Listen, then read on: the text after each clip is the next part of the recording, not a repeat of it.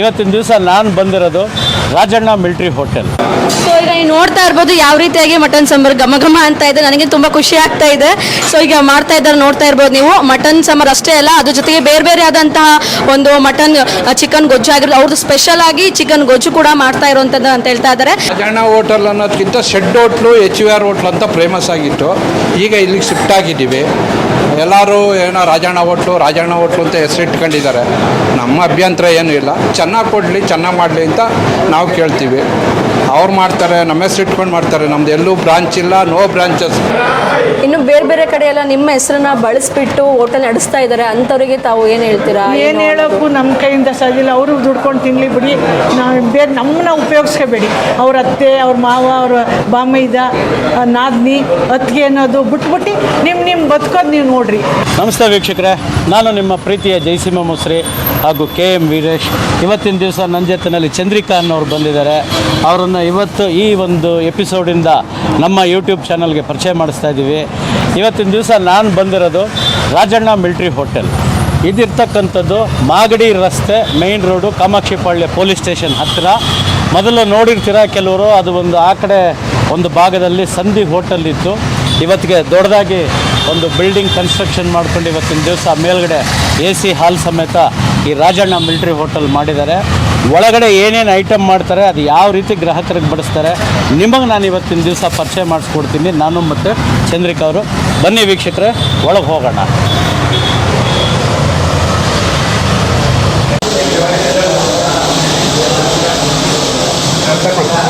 ವೀಕ್ಷಕರೇ, Rajanna military hotel ಮಾಲೀಕರಾದಂಥ madam ಇಲ್ಲೇ ಇದ್ದಾರೆ. ಅಮ್ಮ ನಮಸ್ಕಾರ. ನಮಸ್ಕಾರ. ತಮ್ಮ ಹೆಸರು ಮೇಡಮ್? ಚಾಮುಂಡಮ್ಮ ಅಂತ. ನಾನು ಈ ರಸ್ತೆಯಲ್ಲಿ ಓಡಾಡಬೇಕಾದ್ರೆ ಭಾಳ ಗಮ್ ಅಂತ ಸ್ಮೆಲ್ ಬರ್ತಾಯಿತ್ತು. ಮೋಸ್ಟ್ಲಿ ಈಗ ಏನು ಹೊಸ ಹೋಟೆಲ್ ಮಾಡಿದ್ದೀರಲ್ವಾ, ಅದ್ರ ಕೆಳಗಡೆ ಇಲ್ಲೆಲ್ಲ ಶೆಡ್ಡಲ್ಲಿ ಇತ್ತು ಅನ್ಸುತ್ತೆ, ಪಕ್ಕದ ಸೈಟಲ್ಲಿ. ಓಕೆ. ಈಗ ಈ ಒಂದು ಹೊಸ ಜಾಗಕ್ಕೆ ಬಂದು ಎಷ್ಟು ದಿನ ಆಯಿತು? ಜನವರಿ 21ಕ್ಕೆ ಬಂದಿದ್ದೀವಿ. ಅಂದರೆ ಈ ವರ್ಷ ಜನವರಿ 21ಕ್ಕೆ ಬಂದಿದ್ದೀರಾ? 22-21ಕ್ಕೆ ಬಂದಿದ್ದೀವಿ. ನೋಡಿ ವೀಕ್ಷಕರೇ, ಸರಿ ಸುಮಾರು ಮೇಡಮ್ ಅವರು ಹೇಳಿದಾಗೆ ಅಲ್ಲಿ ಬೋರ್ಡ್ ನೋಡಿದೆ, 1985 ಅಂದರೆ 1985ನಲ್ಲಿ ರಾಜಣ್ಣ ಮಿಲ್ಟ್ರಿ ಹೋಟೆಲ್ ಅನ್ನೋ ಒಂದು ಸಂಸ್ಥೆನ ಸ್ಥಾಪನೆ ಮಾಡಿ ಇವತ್ತಿಗೆ ಒಂದು ಅದ್ದೂರಿತನದ ಒಂದು ಹೋಟೆಲ್ನ ಡೆವಲಪ್ ಮಾಡ್ಕೊಂಡಿದ್ದಾರೆ.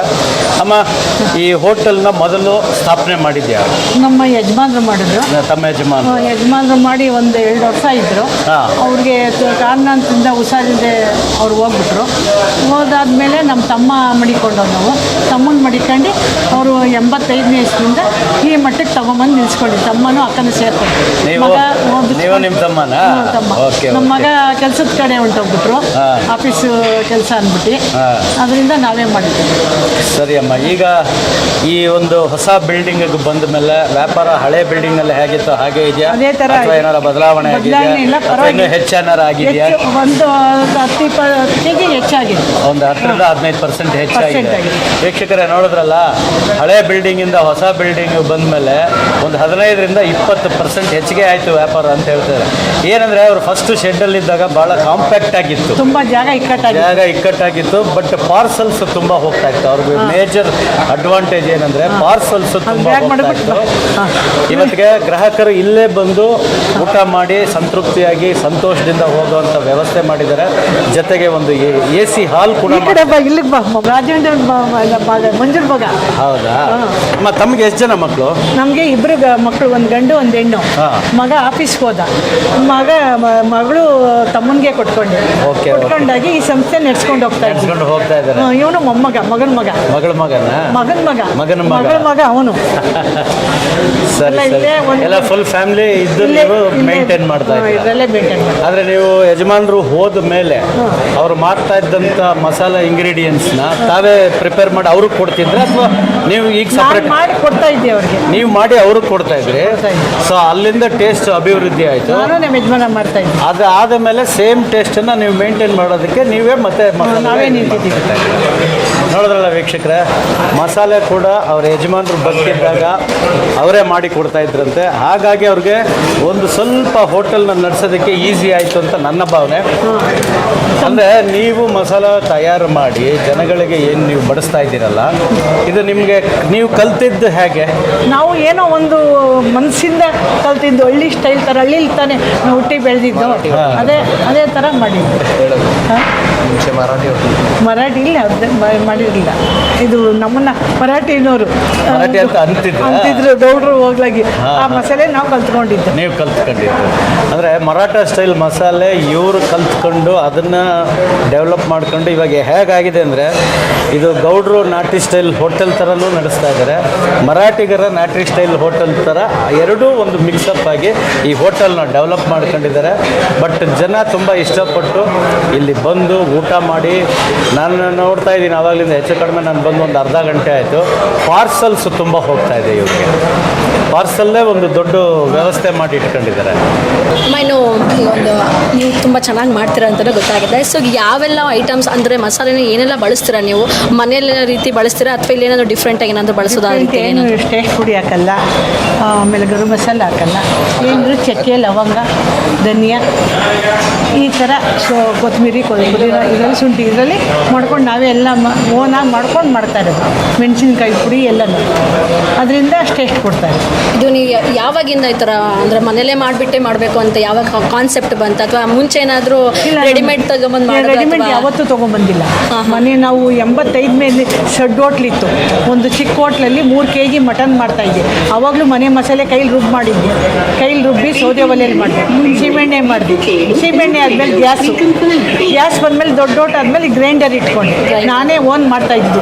ಬೆಳ್ಳುಳ್ಳಿ ಎಲ್ಲ ಹಿಂಗಿಡ್ತಾ ಇದ್ದಿದ್ದು ನಾನೇ ಕೂತು ಹಿಂಗಿಡಿಸಿ ಇಷ್ಟಿಷ್ಟು ಆಗಬೇಕು ಅಂತ 3 kgಯಿಂದ 100 kgವರೆಗೂ ಬಂದಿದ್ದೀವಿ. ಸುಮಾರು ಎಷ್ಟು ವರ್ಷಗಳಿಂದ ಇದನ್ನು ಅಂದರೆ ಇದು ಪೌಡರ್ ಮಾಡಿಕೊಂಡು ಓನಾಗಿ ಮಾಡ್ತಾ ಇರೋದು? ಇದು ಒಂದು 97ರಿಂದ ಪೌಡ್ರ್, ನಾವು ಯಾವಾಗಲೂ ಹಂಗೆ 85ರಿಂದನೂ ಪೌಡ್ರ್ ಮಾಡ್ಕೊಂಡು 95ರಿಂದನೂ ಕಮ್ಮಿ ಮಾಡ್ತು. ಆಮೇಲೆ ಮಟನ್ ಕ್ವಾಲಿಟಿ ಜಾಸ್ತಿ ಆದಂಗೆ ನಾವು ಜಾಸ್ತಿ ಮಾಡಿಕೊಂಡು. ಅಂದರೆ ಒಂದು ಟೇಸ್ಟಿಗೆ ಮೇನ್ ಕಾರಣ ಅಂದರೆ ನೀವು ಮನೇಲಿ ತಯಾರಿಸಿರುವಂಥ ಪೌಡ್ರ್ ಧನಿಯಾ ಫ್ರೆಶ್ ಆಗಿ ಮಾಡ್ಕೊಳ್ಳೋದು, ಧನಿಯಾ ಇದು ಮಾಡ್ಕೊಂಡು ಒಣಗಿಸಿ ನಾವೇ ನಿಂತು ಅವತ್ತೇ ಮಾಡೋದ್ರಿಂದ ಟೇಸ್ಟ್ ಕೊಡ್ತದೆ. ಅದು ತಿಂಗಳಾಂಗಟ್ಲೆ ಮಡಗೋದು, ಪ್ಯಾಕ್ ಮಾಡೋದು, ಹಿಂಗೆಲ್ಲ ಮಡಗಿದ್ರೆ ಅದು ಆಗಲ್ಲ. ತಿಂಗಳಾಂಗಟ್ಲೆ ಪ್ಯಾಕ್ ಮಾಡಿ ಮಡಿಕೊಂಡ್ರೆ ಹಳೆ ಸ್ಟಾಕ್ ಆದರೆ ಅದು ಟೇಸ್ಟ್ ಇರೋಲ್ಲ. ವಾರದಲ್ಲಿ 2 ಸಾರಿ ಮಾಡ್ಕೊಂಡು ಮಿಕ್ಸಿಂಗ್ ಹಾಕಿ ನಾವು ಮಡಿಕೊಂಡ್ರೆ ಅದು ಟೇಸ್ಟು. ಪ್ರತಿ ವಾರದಲ್ಲಿ 2 ದಿನ ಮಾತ್ರ ನೀವು ಪೌಡರ್ ಮಾಡಿಟ್ಕೊಂಡ್ರೆ ನೆಕ್ಸ್ಟ್ ವೀಕಲ್ಲಿ ಮತ್ತೆ ಪೌಡರ್ ಚೇಂಜ್ ಮಾಡ್ತೀರಾ? ಸ್ಟೋರ್ ಇದ್ರೂ ಕೂಡ ನೀವು ಅದನ್ನು ಬಳಸಲ್ಲ, ಮಾಡಲ್ಲ. ಅದರಲ್ಲಿ ವಾರಕ್ಕೆ ಎಷ್ಟಾಗಬೇಕು ಅಷ್ಟೇ ಮಾಡ್ಕೊಳ್ಳೋದು. ಅದು ಜಾಸ್ತಿ ಆದಷ್ಟು ಟೇಸ್ಟ್ ಹೋಗ್ಬಿಡ್ತದೆ. ಅಮ್ಮ, ಮುದ್ದೆನ ಎಷ್ಟು ವರ್ಷದಿಂದ ನೀವು ಮಾಡಿದ್ದು? ಇದಾದ್ಮೇಲೆ ಬೇರೆಯವರಿಗೆ 85ರಿಂದ 2015ವರೆಗೂ ನಾನು ಮಾಡಿದೆ. 2015ವರೆಗೂ ಮಾಡಿದೆ. ನನಗೆ ಕೈಗೆ ಆಗಲ್ಲ ಅಂದಮೇಲೆ ಬೇರೆಯವ್ರನ್ನ ಆಳುಗಳು ಇಟ್ಕೊಂಡೆ. ಎಷ್ಟು ಮುದ್ದೆಗಳು ಮಾಡ್ತಾರೆ ದಿನಕ್ಕೆ? ಅವಾಗ 25 kg 30 kg ಮಾಡ್ತಿದ್ದೆ. ಇವಾಗ 50 kg ಮುದ್ದೆ ಹಸಿಟ್ಟಂದು ಮುದ್ದೆ ಮಾಡ್ತಾರೆ. ಎಲ್ಲ ಮುದ್ದೆಗಳು ಖಾಲಿ ಆಗ್ತವೆ ರೀತಿಯಾಗಿ ಅಲ್ಲೆಲ್ಲ ಖಾಲಿ ಆದಂಗೆ ಮಾಡ್ಕೊಳ್ಳೋದು. ಈಗ ಅಲ್ಲಿ ಕೂತ್ಕೊಂಡಾಗ ಅವ್ರು ಎಷ್ಟು ಜನ ಬಂದವ್ರೆ ನೋಡಿ ಮುದ್ದೆ ತಿರುಗಿ ಕೊಡೋದು. ಈಗ ನೋಡಿ ಇಷ್ಟು ಜನ ಬರ್ತಾರೆ, ಇವಾಗ ಮುದ್ದೆ ತಿರುಗಿ ಹಾಟ್ ಬಾಕ್ಸ್ಗೆ ಹಾಕೋದು. ನೋಡಿ ವೀಕ್ಷಕರೇ, ಇಲ್ಲಿ ಒಬ್ಬರು ಮುದ್ದೆನ ತಿರುಗ್ತಾ ಇದ್ದಾರೆ. ಅದು ಆ ಮುದ್ದೆ ಮಾಡೋದು ಒಂದು ಆರ್ಟ್ ಆ್ಯಕ್ಚುಲಿ. ಅದು ಎಲ್ಲರಿಗೂ ರಾಗಿ ಬಾಲ್ ಮಾಡೋಕ್ಕೆ ಬರೋದಿಲ್ಲ, ಯಾಕೆಂದರೆ ಮಾಡೋಕ್ಕೆ ಹೋದರೆ ಗಂಟು ಬರ್ತದೆ. ಬನ್ನಿ ಅವ್ರನ್ನ ಪ್ರಶ್ನೆ ಮಾಡೋಣ. ಸ್ವಾಮಿ, ಇದು ದಿವಸ ನಾವು ಎಷ್ಟು ಮುದ್ದೆ ಮಾಡ್ತೀರಾ?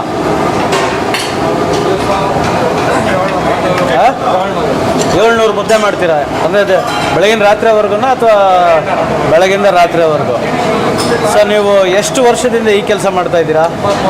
23 ವರ್ಷದಿಂದ ಮುದ್ದೆ ಮಾಡೋದನ್ನು ಮಾಡ್ತಾ ಇದ್ದೀರಾ. ಇದೇ ಹೋಟ್ಲಲ್ಲಿ 23 ವರ್ಷದಿಂದ ತಾವು ಕೆಲಸ ಮಾಡ್ತಾ ಇದ್ದೀರಾ. ಸೊ ಇದು ನಿಮಗೆ ಈ ಮಾಡೋದಕ್ಕೆ ಕರಗತ ಆಗಿದೆಯಾ? ಯಾವಾಗ ನಿಮ್ಮ ತಾಯಿಯವರಿಂದ ಕಲ್ತ್ರ ಅಥವಾ ಈ ಹೋಟೆಲ್ಗೆ ಬಂದಮೇಲೆ ಕಲ್ತ್ರ? ಹೋಟೆಲ್ಗೆ ಬಂದಮೇಲೆ ಕಲ್ತ್ರಿ. ಓಕೆ, ನೋಡಿದ್ರಲ್ಲ ವೀಕ್ಷಕರೇ, 23 ವರ್ಷದಿಂದ ಇವರು ಈ ಮುದ್ದೆನ ಈ ಹೋಟೆಲ್ಗೆ ಬಂದ ಮೇಲೆ ಹೇಗೆ ಮಾಡೋದು ಅಂತ ಕಲಿತು ಇವತ್ತಿಗೆ ಜನಗಳಿಗೆ ಮುದ್ದೆ ಮಾಡಿ ಮಾಡಿ ಬಡಿಸ್ತಾ ಇದ್ದಾರೆ. ಸುಮಾರು ಒಂದು 700 ಮುದ್ದೆನ ಇವರು ಮಾಡಿ ಎವ್ರಿ ಡೇ 700 ಮುದ್ದೆನ ಮಾಡಿ ಜನಗಳಿಗೆ ಬಡಿಸ್ತಾ ಇದ್ದಾರೆ. ನೋಡಿ, ಆವಾಗಲೇ ಅವರು ಮುದ್ದೆನ ಒಂದು ಪಾತ್ರೆನಲ್ಲಿ ತಿರುಗ್ತಾ ಇದ್ರು 2 ಕೋಲನ್ನು ಇಟ್ಕೊಂಡು. ಇವಾಗ ಅವರು ಇಷ್ಟಿಷ್ಟು ದಪ್ಪ ಇದನ್ನು ರಾಗಿ ಬಾಲ್ನ ತಗೊಂಡು ಸಣ್ಣ ರಾಗಿ ಬಾಲ್ಗಳನ್ನ ಈ ರೀತಿ ಮಾಡ್ತಾ ಇದ್ದಾರೆ. ನೋಡಿ, ಅದು ಆ ಥರ ಹೇಗೆ ಉಂಡೆ ಕಟ್ತಾ ಇದ್ದಾರೆ. ಅಷ್ಟು ಮುದ್ದೆ ಒಂದೇ ಸೈಜ್ ಬರ್ತಿರುತ್ತೆ. ಅಂದರೆ ಅವ್ರ ಪ್ರಾಕ್ಟೀಸ್ ಎಷ್ಟಿದೆ ಅಂದರೆ ಒಂದು ಚೂರು ಹೆಚ್ಚು ಕಡಿಮೆ ಆಗಲ್ಲ, ಆ ರೀತಿ ಮುದ್ದೆ ಕಟ್ತಾ ಇದ್ದಾರೆ ಅವರು. ದಿನಕ್ಕೆ 700 ಮುದ್ದೆ ಕಟ್ತಾರೆ ನೋಡಿ ಈ ಥರ. ಇದು ಹಾಟ್ ಕೇಸು. ಈ ಹಾಟ್ ಕೇಸಲ್ಲಿದ್ದಾಗ ಕಸ್ಟಮರ್ಸ್ ಯಾವಾಗಲೇ ಬಂದರು ಅದು ಬಿಸಿ ಬಿಸಿ ಆಗಿರುತ್ತೆ ರಾಗಿ ಬಾಲು, ಆ ರಾಗಿ ಮುದ್ದೆ. ನೋಡಿ ಅವರು ಎಷ್ಟು ಚೆನ್ನಾಗಿ ಕಟ್ತಾ ಇದ್ದಾರೆ. ಸರ್ ನೋಡಿದ್ರಲ್ಲ ಮುದ್ದೆನ ಯಾವ ರೀತಿಯಾಗಿ ಮಾಡಿದ್ರು ಅಂತ ಸರ್ ಕೂಡ ತಿಳಿಸ್ಕೊಟ್ರು. ಈಗ ಮಸಾಲೆ, ಈಗ ಮೇನ್ ಆಗಿ ಮುದ್ದೆಗೆ ಬೇಕಾಗಿರೋದು ಸಾಂಬಾರ್, ಮಟನ್ ಸಾಂಬಾರ್. ಸೊ ಅದನ್ನ ಯಾವ ರೀತಿಯಾಗಿ ಮಾಡ್ತಾ ಇದ್ದಾರೆ ಅಂತಂದು ಬನ್ನಿ ಅವ್ರನ್ನೇ ಮಾತಾಡಿಸ್ತಾ ಹೋಗೋಣ. ಸರ್, ಈಗ ಮಟನ್ ಸಾಂಬಾರ್ ರೆಡಿ ಆಗ್ತಾ ಇದೆ. ಸೊ ಏನೆಲ್ಲ ಈ ಮಸಾಲೆಗೆ ಐಟಮ್ಸ್ನೆಲ್ಲ ಹಾಕ್ತೀರಾ ನೀವು? ಒಂದು ವಿಶೇಷ ರಾಜಣ್ಣ ಮಿಲ್ಟ್ರಿ ಹೋಟೆಲ್ ಅಂದ ತಕ್ಷಣ ಒಂದು ವಿಶೇಷತೆ ಇದೆ, ಒಂದು ಮಸಾಲೆ ಐಟಮ್ಸ್ ಹಾಕಿರ್ಬೋದು. ಇನ್ನು ನೀವೇ ಮನೇಲಿ ಮಾಡ್ತೀರಾ ಅಂತ ಕೂಡ ಕೇಳ್ಪಟ್ಟಿರೋಂಥದ್ದು. ಯಾವ ರೀತಿಯಾಗಿ ಮಾಡ್ತೀರಾ, ಹೇಗೆ ಸರ್? ಎಲ್ಲ ಹೋಮ್ ಮೇಡ್ ಮಸಾಲೆನೇ, ಬೇರೆ ಯಾವುದು ಅಂಗಡಿಯಿಂದ ನಾವು ಇದು ಮಾಡೋದಿಲ್ಲ. ನಾವು 40 ವರ್ಷದಿಂದ ಮಾಡ್ಕೊಂಬರ್ತಾ ಇದ್ದೀವಿ. ಹೋಮ್ ಮೇಡ್ ಮಾಡೋದ್ರಿಂದ ಎಲ್ಲ ಮನೆಯವರೇ ಸಿಕ್ಕೊಂಡು ಮಾಡೋದ್ರಿಂದ ನಾವು ಯಾರು ಭಟ್ರು ಏನು ಇಟ್ಕೊಂಡಿಲ್ಲ. ಇನ್ನೊಬ್ಬ ಹುಡುಗ ಇದ್ದಾನೆ ಮೇನ್ ಕುಕ್ಕು, ಅವನು ಮಾಡ್ತಾನೆ, ನಾನು ಮಾಡ್ತೀನಿ. ಇನ್ನೊಬ್ಬ ಚಿಕ್ಕೊಂದು ಈಗ ಒಬ್ಬ ಇದ್ದಾನೆ, ಅವನು ಮಾಡ್ತಾನೆ. ಆಲ್ಮೋಸ್ಟ್ ಎಲ್ಲ ಕಡೆ ನೋಡಿದ ತಕ್ಷಣ ಮಸಾಲೆ ಅಂದರೆ ಹೊರಗಡೆ ತೊಗೊಂಬಂದು ಮಸಾಲೆ ಹಾಕ್ಬಿಟ್ಟು ಮಾಡ್ತಾರೆ. ಸೊ ನಿಮ್ಮದು ಒಂದು ವಿಶೇಷತೆ ಅಂದರೆ ನೀವೇ ಓನಾಗಿ ಮನೇಲೇ ಮಾಡಿಬಿಟ್ಟು ಮಾಡಿರುವಂಥದ್ದು. ಸೊ ತುಂಬ ಜನ ಬರ್ತಾರೆ, ದಿನಕ್ಕೆ 100 ಸಂಖ್ಯೆಯಲ್ಲಿ ಬಂದುಬಿಟ್ಟು ಇಲ್ಲಿ ಊಟ ಮಾಡಿ ಹೋಗುವಂಥದ್ದು. ಸೊ ನಿಮಗೆ ಏನು ಅನಿಸುತ್ತೆ ಸರ್ ಇಲ್ಲಿ ಬರೋದು? ರಾಜಣ್ಣ ಮಿಲ್ಟ್ರಿ ಹೋಟೆಲ್ ಅಂದ ತಕ್ಷಣ ಒಂದು ಸಿಕ್ಕಾಬಟ್ಟೆ ಒಂದು ಫೇಮಸ್ಸು, ಅದಕ್ಕೇನು ಹೇಳ್ತೀರಾ ತಾವು? ನಮಗೆ ತುಂಬ ಸಂತೋಷ ಆಗುತ್ತೆ. ನಮ್ಮನ್ನು ನೋಡಿಕೊಂಡು ಜನ ಬರ್ತಾರಲ್ಲ, ಅವರು ತೃಪ್ತಿಪಡಿಸ್ಬೇಕು ಅನ್ನೋ ಆಸೆ ನಮ್ಗೆ ಇನ್ನೂ ಬೆಳೀತಾನೇ ಇದೆ. ಅವ್ರು ಬರೋದ್ರಿಂದ ನಮಗೆ ಇನ್ನೂ ಬೆಳ್ಕೊಂಡು ಹೋಗ್ತಾನೇ ಇದೆ. ಅದರಿಂದ ನಾವು ಕೇರ್ಫುಲ್ ತೊಗೊಂಡು ನಾವು ನೀಟಾಗಿ ಮಾಡಿ ಬಡಿಸ್ತೀವಿ. ಇನ್ನು ಸರ್ ಮಟನ್ ಸಾಂಬಾರು ಅಷ್ಟೇನಾ ಅಥವಾ ಬೇರೆ ಬೇರೆ ರೀತಿಯಾದಂಥ ಏನಾದರೂ? ಚಿಕನ್ನು, ಕೈಮಾ, ಬೋಟಿ, ಲಿವರು, ತಲೆ ಮಾಂಸ. ಈಗ ಹೊಸ್ದಾಗಿ ಒಂದು ಚಿಕನ್ ಮಾಡ್ತಾಯಿದ್ದೀವಿ, ನಮ್ಮದೇ ಆದಂಥ ಚಿಕನ್ ಗೊಜ್ಜು ಅಂತೇಳಿ ಮಾಡ್ತಾಯಿದ್ದೀವಿ. ಅದನ್ನು ಈಗ ಸ್ಟಾರ್ಟ್ ಮಾಡಿದ್ದೀವಿ, ಒಂದು ವಾರದಿಂದ ಹೋಗ್ತಾಯಿದೆ. ದಿನ ಒಂದು 12 kg ಹೋಗ್ತಾಯಿದೆ. ಈಗ ಹಾಗೆ ಹೋಗ್ತಾ ಇರುತ್ತೆ, ಬೆಳೀತಾ ಇರುತ್ತೆ. ಸೊ ಈಗ ನೀವು ನೋಡ್ತಾ ಇರ್ಬೋದು ಯಾವ ರೀತಿಯಾಗಿ ಮಟನ್ ಸಾಂಬಾರು ಘಮ ಘಮ ಅಂತ ಇದೆ. ನನಗೆ ತುಂಬ ಖುಷಿ ಆಗ್ತಾ ಇದೆ. ಸೊ ಈಗ ಮಾಡ್ತಾ ಇದ್ದಾರೆ ನೋಡ್ತಾ ಇರ್ಬೋದು ನೀವು. ಮಟನ್ ಸಾಂಬಾರು ಅಷ್ಟೇ ಅಲ್ಲ, ಅದ್ರ ಜೊತೆಗೆ ಬೇರೆ ಬೇರೆ ಆದಂತಹ ಒಂದು ಚಿಕನ್ ಗೊಜ್ಜು ಆಗಿರೋದು. ಅವ್ರದ್ದು ಸ್ಪೆಷಲ್ ಆಗಿ ಚಿಕನ್ ಗೊಜ್ಜು ಕೂಡ ಮಾಡ್ತಾ ಇರುವಂಥದ್ದು ಅಂತ ಹೇಳ್ತಾ ಇದ್ದಾರೆ. ಚಿಕನ್ ಸಾಂಬಾರು ಆಗಿರ್ಬೋದು, ಮಟನ್ ಆಗಿರ್ಬೋದು, ಮುದ್ದೆ ಆಗಿರ್ಬೋದು, ಕೈಮಾ ಆಗಿರ್ಬೋದು, ಮತ್ತು ಲಿವರ್, ಈ ರೀತಿಯಾಗಿ ಎಲ್ಲ ರೀತಿಯಾದಂಥ ಒಂದು ತುಂಬಾ ಗ್ರಾಹಕರಿಗೆ ರುಚಿಕರವಾದಂಥ ಒಂದು ಅಡುಗೆನ ಬಡಿಸ್ತಾರೆ ಅಂತಲೇ ಹೇಳ್ಬೋದು. ಹಾಗಾಗಿ ಸುಮಾರು 40ರಿಂದ 45 ವರ್ಷಗಳ ಕಾಲ ಈ ಒಂದು ಹೋಟೆಲ್ ನಡ್ಸ್ಕೊಂಡು ಬರ್ತಾ ಇದ್ದಾರೆ. ಅದು ಸಾಮಾನ್ಯ ಅಲ್ಲ. ಯಾಕಪ್ಪ ಅಂತಂದರೆ ಒಂದು ಹೋಟೆಲ್ ನಡೆಸ್ಬೇಕಂದ್ರೆ ಸುಮಾರು 2-3 ವರ್ಷ ಮಾಡಿದ್ರೆ ಅಷ್ಟೇ ಸಾಲದು. ಒಂದು ಟೇಸ್ಟ್ ಕೊಡೋದಕ್ಕೆ ಫಸ್ಟಿಂದ ಯಾವ ರೀತಿಯಾಗಿ ಟೇಸ್ಟ್ ಕೊಡ್ಕೊತ ಬಂದರು ಅದೇ ರೀತಿಯಾಗಿ ಸುಮಾರು 45 ವರ್ಷದಿಂದ ಇದೇ ರೀತಿಯಾಗಿ ಟೇಸ್ಟ್ ಕೊಡ್ಕೊಂಡು ಬರ್ತಿರೋದಕ್ಕೆ ಈ ಒಂದು ಹೋಟೆಲ್ ಫೇಮಸ್ ಆಗಿರೋದು. ಸೊ ಇನ್ನು ಏನು ಹೇಳ್ತೀರಾ ಸರ್ ಇದ್ರ ಬಗ್ಗೆ ನೀವು? ರಾಜಣ್ಣ ಹೋಟೆಲ್ ಅನ್ನೋದಕ್ಕಿಂತ ಶೆಡ್ ಹೋಟ್ಲು HVR ಹೋಟ್ಲ್ ಅಂತ ಫೇಮಸ್ ಆಗಿತ್ತು. ಈಗ ಇಲ್ಲಿಗೆ ಶಿಫ್ಟ್ ಆಗಿದ್ದೀವಿ. ಎಲ್ಲರೂ ಏನೋ ರಾಜಣ್ಣ ಹೋಟ್ಲು ಅಂತ ಹೆಸರಿಟ್ಕೊಂಡಿದ್ದಾರೆ. ನಮ್ಮ ಅಭ್ಯಂತರ ಏನೂ ಇಲ್ಲ. ಚೆನ್ನಾಗಿ ಕೊಡಲಿ, ಚೆನ್ನಾಗಿ ಮಾಡಲಿ ಅಂತ ನಾವು ಕೇಳ್ತೀವಿ.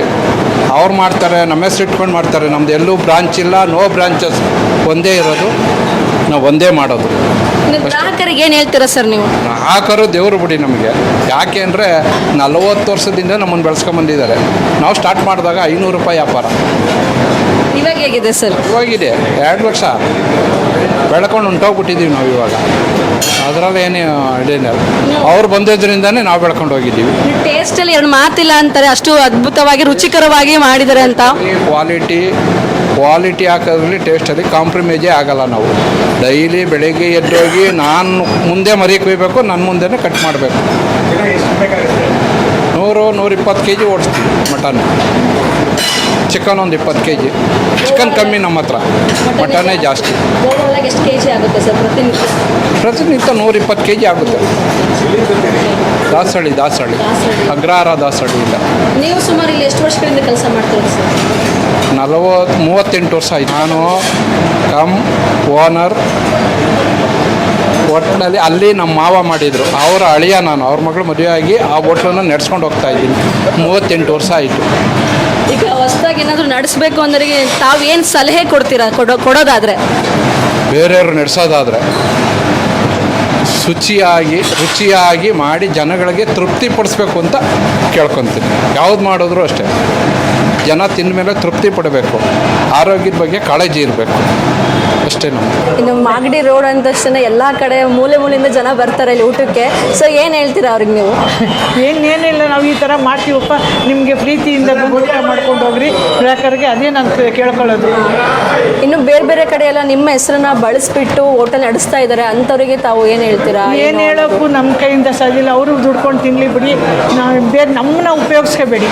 ಅವ್ರ ಅತ್ತೆ, ಅವ್ರ ಮಾವ, ಅವ್ರ ಬಾಮೈದ, ನಾದ್ನಿ, ಅತ್ತಿಗೆ ಅನ್ನೋದು ಬಿಟ್ಬಿಟ್ಟು ನಿಮ್ಮ ಬದುಕೋದು ನೀವು ನೋಡ್ರಿ.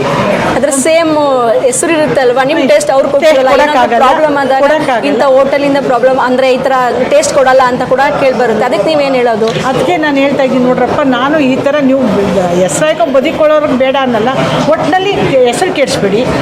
ಅದು ನಾಳೆ ದಿವಸ ನಮಗೆ ತೊಂದರೆ ಕೊಡೋದು ಬೇಡ. ಬಂದು ಊಟ ಮಾಡಿಬಿಟ್ಟು ಎಷ್ಟು ಹೆಂಗದೆ ಅಂತ ನೋಡ್ರಿ, ನಾವು ಇನ್ನೊಬ್ರು ತೊಂದರೆ ಕೊಡೋಕೆ ರೆಡಿಯಾಗಿರಲ್ಲ ಅಂತ ನಾನು ಕೇಳ್ತಾ ಇದ್ದೀನಿ.